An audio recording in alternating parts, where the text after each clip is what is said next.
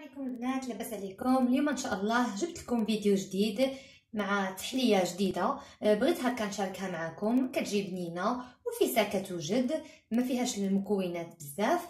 قبل ما ندوزو نتعرفوا على المقادير، ما تنساوش تابوناو في لاشين ديالي وتفعلوا زر الجرس باش دائما توصلوا بالجديد، وما تنساونيش بلي لايك ديالكم الرائعه. ندوزو نتعرفوا على مقادير هاد التحليه. انا كنحتاج فيها بسكوي توستادا، هاد النوعيه انا كندير هذا يجي بنين كما كتشوفوا. غادي نحتاج في هاد التحليه، انا ما غاديش نديرها كبيره على حسب هاد العبار. هاد المول كيعرض، تقدروا تكبروها تقدروا ديروها صغيره على حسب اللي بغيتو.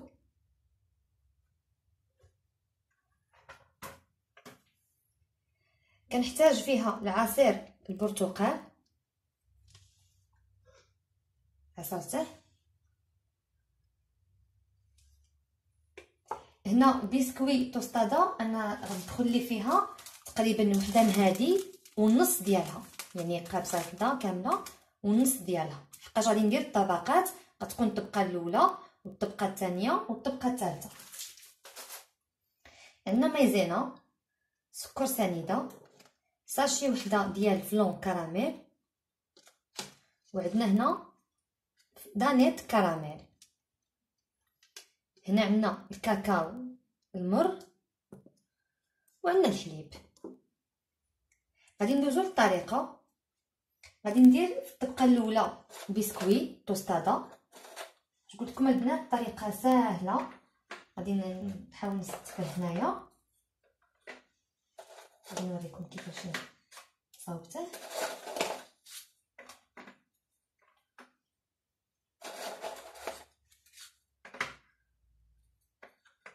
هكا كتبقاي ديري وحده من وحده،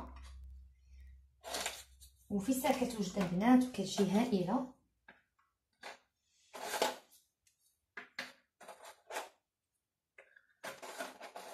انا درتها بالعبار نحسب هكا 15 وحده في الكاري. هانتوما البنات شوفوا كتستفوها هكا، وتقدري تكبريها بحجم كبير. انا غير بغيت نديرها لكم باش تشوفوا هاد العبار، لان هاد المول كيزيد يكبر وكيصغر. صافي كتزيري لها الجناب هكا مليح. الا شفتي شي هكا شي فتحات في الوسط تقدري تضيفي لهم هكا بسكوي، تهرسيها تعمري بها دوك القنيتات باش كتجي هكا ديك العصير اولا الحليب باش ما بغيتي تبدي كتجي تبقى متكامله. صافي غادي ندوز ندير في الطبقه الاولى. هي هاد الطبقات ماشي ضروري باش تبدي، تقدري تبدي بالحليب مع السكر ومايزينا والكاكاو، اولا الحليب مع السكر ومايزينا ودانيت فلون وساشي ديال فلون، اولا تبدي بعصير البرتقال مع السكر ومايزينا. انا غادي نبدي بالحليب والكاكاو ومايزينا والسكر. غادي ندير نصف لتر.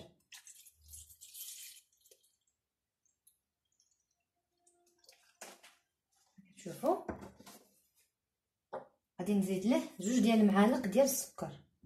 طريقه ساهله البنات، تبعوها هكا خطوه بخطوه غادي تنجح لكم. كندير 2 معالق ديال السكر، كتجي فنيشه في الحلاوه.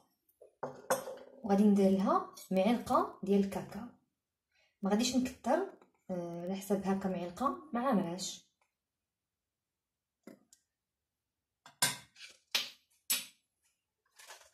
غادي ندوز نديرها فوق النار ونزيد لها 2 ديال المعالق ديال مايزينا.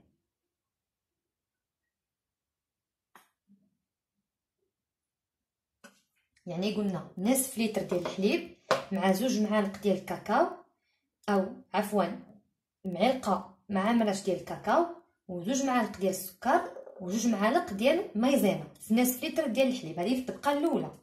غادي نخلطهم هكا مزيان. غادي نديرهم فوق النار حتى تعقد مزيان، وغادي نكبها فوق الطبقه الاولى ديالنا، يعني فوق البسكوي. هانتوما معايا غادي تشوفوا شنو غادي ندير لها. وهيا البنات بعد ما قادت شوفوا كيفاش كتجي. هانتوما الطبخه وتدربوا مزيان حتى كتعقد. غادي نديرها فوق البسكوي الطبقه الاولى. هانتوما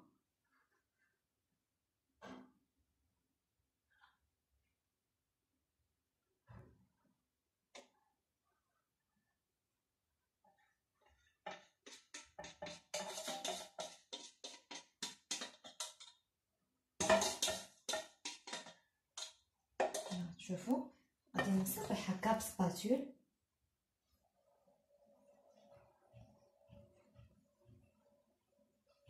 صافي سا كتشد في راسها مع المايزينا.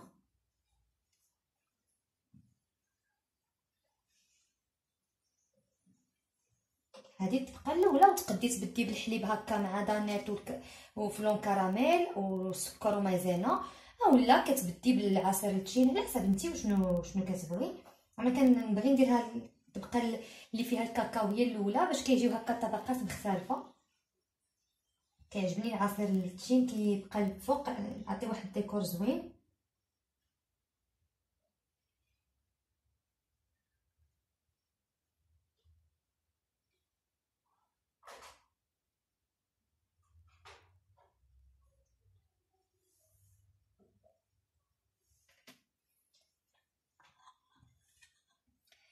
غادي ندير فوقها بسكوي تبقى متزاوجه. دابا راه شاده في راسها. صافي نخليوها غير شويه بحال اللي كتبرد، ما نخليوش يبرد بزاف، غير شويه. وكنوضعوا فوق منها طبقه زوجه ديال البسكوي. ونرجع غادي ندير الحليب في الطبقه الزوجه مع دانيت كراميل، ونزيدو الساشي ديال فلون كراميل والسكر ومايزينا. هي راه السكر ومايزينا كيجيو في ثلاثه في الاول، في الطبقه الاولى والزوجه والثالثه، غير كتختلف النكهه. هكا كديري العصير الحامض اولا تقدري ديري حتى دانيت ماشي كراميل، دانيت شوكولا. تقدري تعوضيه بلاصه الكاكاو. هنا في الطبقه الاولى ما بغيتيش ديري الكاكاو، ديري دانيت كراميل صافي كيجي زوين حتى هو. كيجي هكا عطي المذاق ديال بحال الشوكولا. غادي ندوز ندير الطبقه الزوجه هكا.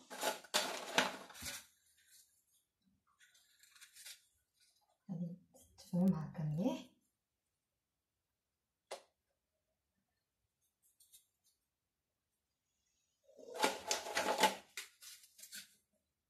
غادي نستمر على هاد الطريقه البنات. من بعد غادي ندوز باش نوجد الحليب مع دانيت وفلون كراميل والسكر ومايزينا. خليكم معايا ما تمشيو فين.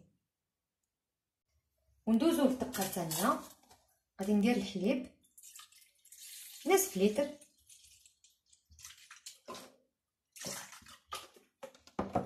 غادي ندير 2 معالق ديال السكر سنيده هكا عامرين.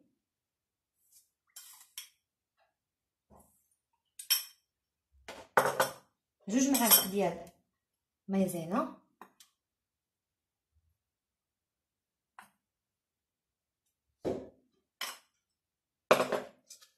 ودانيت غادي نديرو فلون.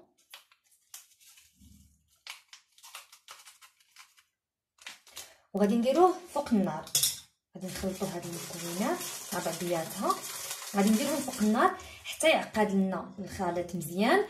عادو نضيفولو دانيت كراميل، ما ديروش معاه هو كيطيب فوق النار. حتى كنحيدوه من فوق النار عادو نضيفولو دانيت كراميل.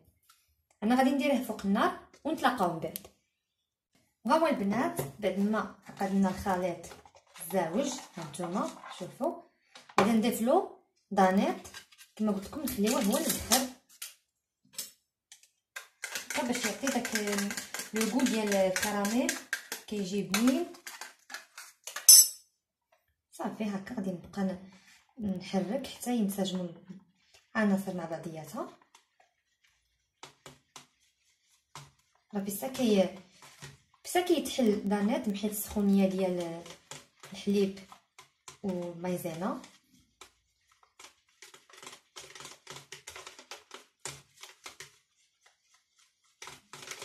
صافي كنبقاو هكا كنستمروا التحريك.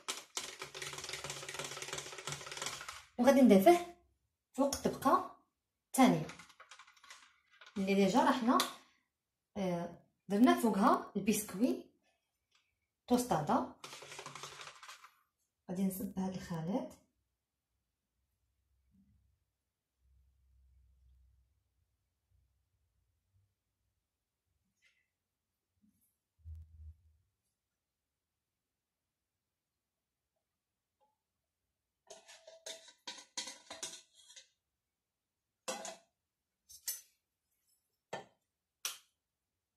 صافي هكا. غادي نخليوه واحد 2 دقائق حتى 3 دقائق يكبد هكا فراسو. عاد ونضيفولو الطبقه الثالثه ديال البسكوي، يعني كنديرو طبقه كنفرقو بيناتها ببسكوي.